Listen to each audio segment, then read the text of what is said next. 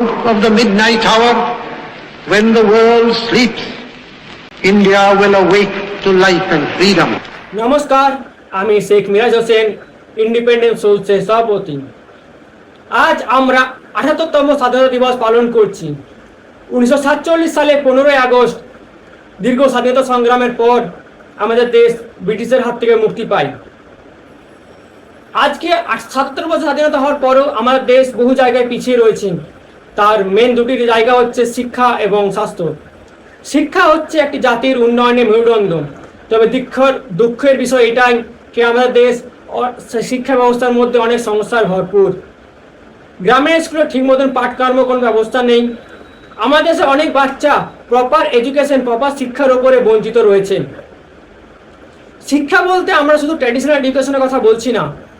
আমার দেশের এমন শিক্ষা চাই যেখানে টেকনোলজি ড্রাইভেন এডুকেশন, প্রত্যেকটা টিচার ট্রেন থাকবে নতুন টেকনোলজি এবং আপগ্রেড থাকবে নতুন সিলেবাসের ওপরে। পাশাপাশি আমরা দেখতে পাচ্ছি স্বাস্থ্য ব্যবস্থার ওপরে কোভিড-19 প্যান্ডেমিক আমাদের বুঝিয়ে দিয়েছে যে আমাদের স্বাস্থ্য ব্যবস্থার মধ্যে কত দুর্বলতা রয়েছে। আজকের দিনে আমাদের দেশে অনেক হাসপাতাল, সরকারি হাসপাতালের উপরে ঠিক মতন ইনফ্রাস্ট্রাকচার নেই, ঠিক মতন মেডিকেল ইকুইপমেন্ট নেই, অপারেশন থিয়েটার ঠিক মতন নেই, অক্সিজেন সাপ্লাই ঠিক মতন নেই। কিন্তু এই কোভিড-19 প্যান্ডেমিক আমাদের বুঝিয়ে দিয়েছে যে যারা আমাদের স্বাস্থ্যকর্মী তারা কতটা ডেডিকেটেড, আমার হার্ডওয়ার্ক। তাই আমাদেরকে এই দুটি জায়গার উপরে কাজ করতে হবে, শিক্ষা এবং স্বাস্থ্য।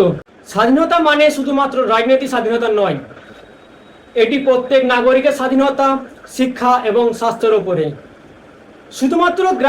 শুধুমাত্র শহরের নয়, গ্রামের প্রত্যেকটা মানুষের কাছে শিক্ষা এবং স্বাস্থ্য পৌঁছে দেওয়া আমাদের দায়িত্ব। তাই আসুন আমরা প্রতিজ্ঞা করি যে আমরা সবাই মিলে একসাথে শিক্ষা এবং স্বাস্থ্যকে প্রত্যেক নাগরিকের কাছে পৌঁছে দেব এবং আমার দেশের ভবিষ্যৎ গড়ে উঠব। জয় হিন্দ, জয় ভারত, ধন্যবাদ।